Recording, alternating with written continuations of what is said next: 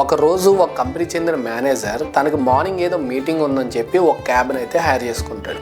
ఆ క్యాబ్లో ఎక్కి కొంత దూరం ప్రయాణించిన తర్వాత ట్రాఫిక్ సిగ్నల్ అయితే పడుతుంది. కొద్దిసేపటికి సిగ్నల్ ఇచ్చేస్తారు. కార్ స్టార్ట్ అవడం కొంచెం లేట్ అవుతుంది. సడన్ గా ఒక లగ్జరీ కార్ వచ్చి ఆ క్యాబ్ పక్కన ఆగి దాంట్లోంచి ఒక అతను గంభీరమైన స్వరంతో క్యాబ్ డ్రైవర్ ని అమ్మనా బూతులు తిట్టి అరవాల్సిందంతా అరిచేసి వెళ్ళిపోతాడు. అంత అరిచినా కూడా ఆ క్యాబ్ డ్రైవర్ ఒక చిరునవ్వు నవ్వి ఊరుకుంటాడు. ఆ క్యాబ్ లో వెనకాల కూర్చున్న అతనికి ఏం అర్థం కాదు. క్యూరియాసిటీ ఆపుకోలేక ఆ క్యాబ్ లో వెనకాల కూర్చున్న ఆ మేనేజర్ అతన్ని ఒక మాట అడుగుతాడు. అతను అంతలాగా అరిచే వెళ్ళిపోతుంటే ఎందుకు అలా చిరునవ్వు నవ్వుతూ ఉన్నావు, నీ కోపం రాలేదా అని అడిగితే, సార్ మన దారి వెంట చాలా గార్బేజ్ ట్రక్కులు వస్తాయి, ఆ గార్బేజ్ ట్రక్కుల్ని మనం పట్టించుకోకూడదు అంటాడు.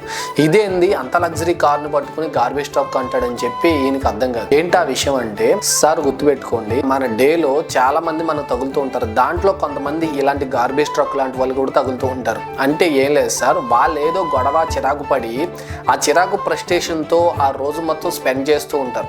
అయితే వాళ్ళు ఆ చిరాకు నుంచి బయటపడాలి అంటే వాళ్ళకున్న తలకాయ నొప్పిని, అంటే వాళ్ళకున్న చిరాకుని అదంతా వేరే వాడి మీద చూపిస్తే వాడికి ఆ స్ట్రెస్ మొత్తం రిలీజ్ అవుతుంది.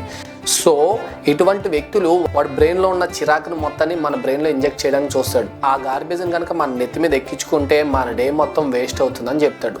సో గాయస్, ఇలాంటి గార్బేజ్ గాలు ప్రతిరోజు మనకు తగులుతూనే ఉంటారు. ఆ గార్బేజ్ని మనం పట్టించుకోకుండా మన పనేందో మనం చూసుకుంటూ పోతే మన లైఫ్ సాఫీగా సాగిపోతుంది. ఇటువంటి గార్బేజ్ల దగ్గర మనం స్ట్రక్ అయిపోతే మన టైం చాలా వేస్ట్ అవుతుంది.